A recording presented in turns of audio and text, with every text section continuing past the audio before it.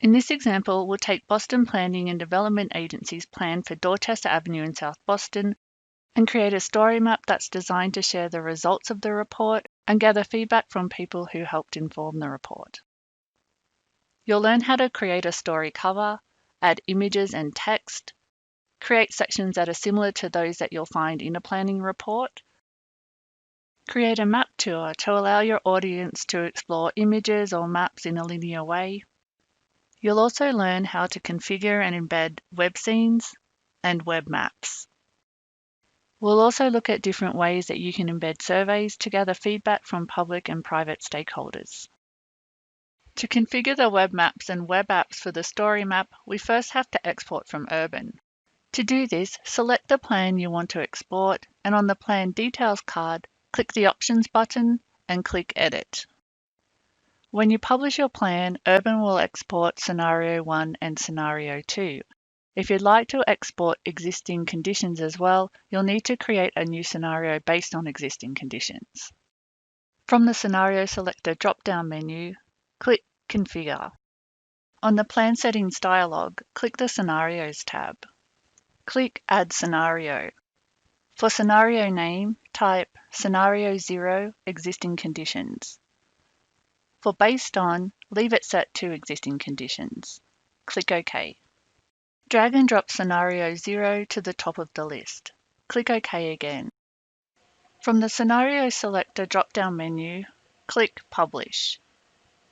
In the Publish Plan dialog box, make sure everything is checked on except for overlays. Click OK to publish. When you publish the plan, a separate folder in ArcGIS Online is created. In this case, it's called southboston.app. Inside the folder are the web maps, the web scenes, and the feature layers for scenarios 1 and 2 and existing conditions. We'll start by configuring a web scene for existing conditions to show the Dorchester Avenue plan area boundary. Select Scenario 0 Existing Conditions and choose to open it in the Scene Viewer. In the Scene Viewer, you have the option to adjust which layers are visible. You can also choose a base map. Here I'll choose a custom base map we've created for Boston. To make further edits, in the top left-hand corner, click the pencil icon. To change the symbology for the study area, click the Layer Options tool and select Layer Style. Click Options to open the style. Click the color picker and choose Outline to adjust the outline color, line width or transparency. Click Done when you're finished and click Done again. Click Add Layers to add additional layers. You can add content from a variety of places, including the Living Atlas, your own organization, or any content that you've published. I'll add some existing buildings. When you're finished adding layers, click Done. Click Save Scene and fill out the scene details. When you're finished, click Save. Return to your content. Next, we'll configure web maps to show existing zoning and proposed zoning. Open Scenario 0 Existing Conditions web map in the Map Viewer. Zoom to the study area, and in the table of contents, turn off Future Developments, Zoning Envelopes, and Parcels.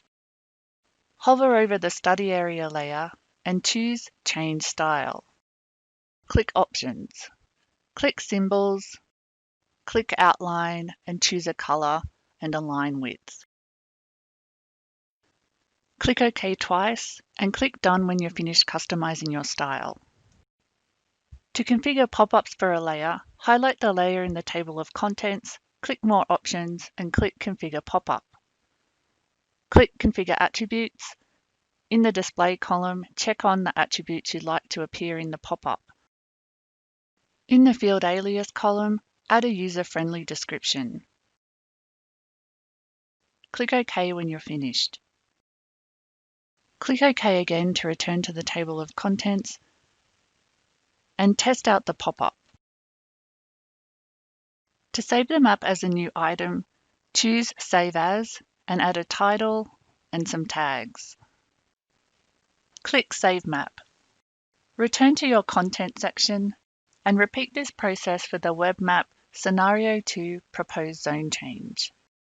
Once you've configured and saved the proposed zone change web map, you'll have two items in your content section that you can use in the StoryMap to compare existing zoning and the proposed zone change.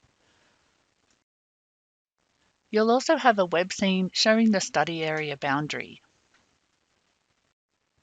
Let's begin building the StoryMap and adding the content we've created. It's a good idea to create a folder that contains all of the assets that you'll add to the StoryMap. This includes images, graphics, and URLs for web maps and web scenes you'd like to embed in the StoryMap. To begin creating your story, go to storymaps.arcgis.com. If necessary, sign in. This will bring you to your own stories page.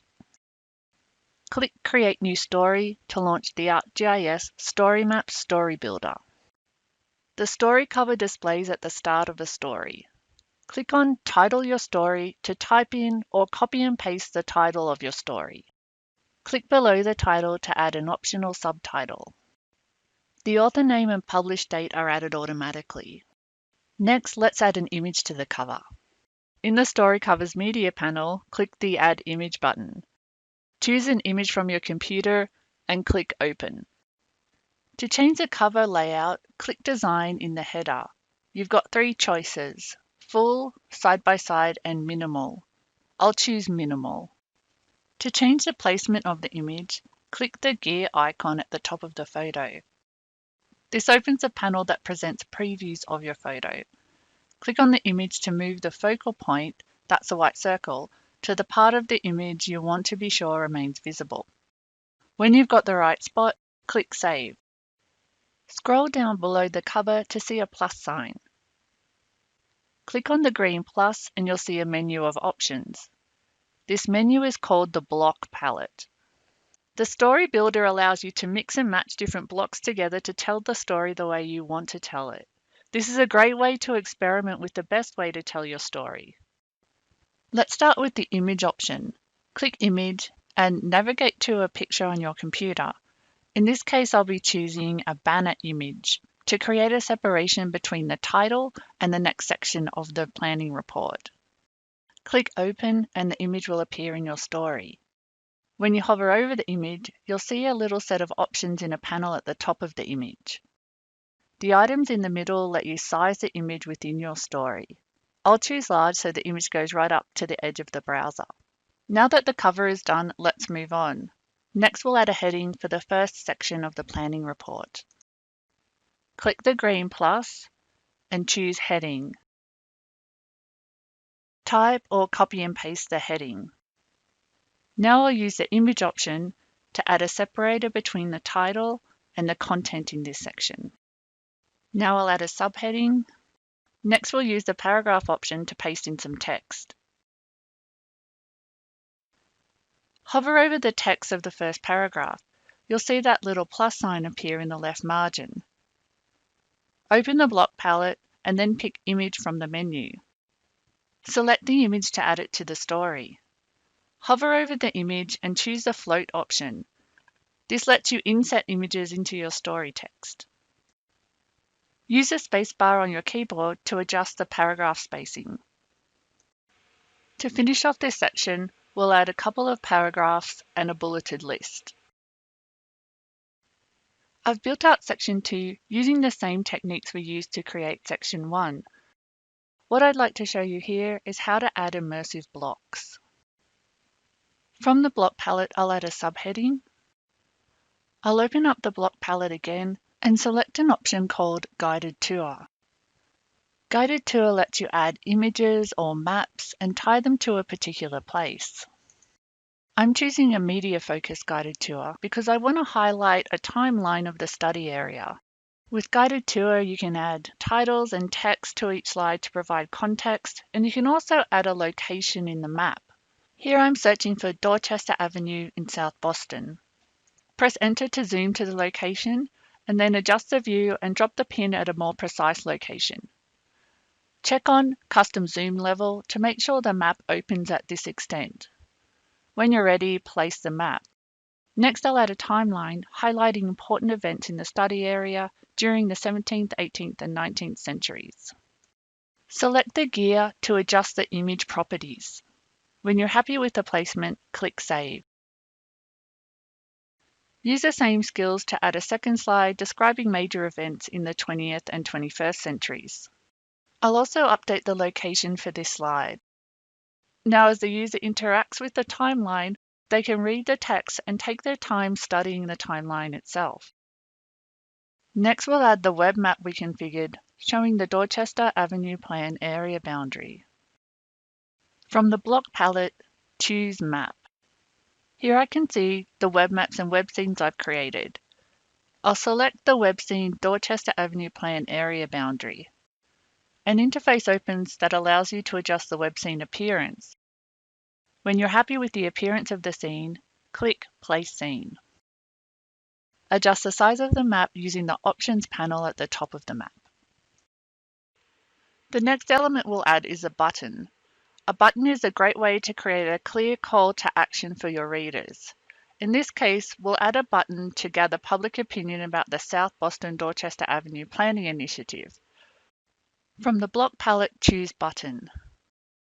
For the text, I'll write View the .av plan survey. In the space below, I'll add the URL to the survey. Click the arrow to test the link to the survey. In another video, we'll cover how to create a survey with Survey 123. Next, we'll use an embed block to add a web application that shows a side-by-side comparison of existing zoning and proposed zoning. These are the two web maps that we configured earlier. After the title is added, I'll choose Embed from the block palette and copy in the URL to the application. This app was created using Experience Builder, and I'll show you how to build that in another tutorial. By default, this content embeds as a card, but you have the option to set it as a live embed. To finish the story map, I'll add a final results section. The idea of this section is to get feedback from the different people who participated in the creation of the South Boston Dorchester Avenue plan. To gather their feedback, we'll embed a Survey 123 application. From the block palette, choose Embed. I'll paste in the URL of the survey, and for a sizing option, I'll choose Medium. Next, we'll adjust the design. In the Builder's header, there's a design item. Click it and a panel will open on the right side of your screen. You can change the theme of your whole story. The story we created is using the Summit theme. In the Customize section of the Design panel, you can change your story's accent color. I'll change the accent color to a custom color that matches the palette the rest of the story uses. Changing the accent color changes the separators, buttons, and other items in the story. Next, I'll add the organization's logo.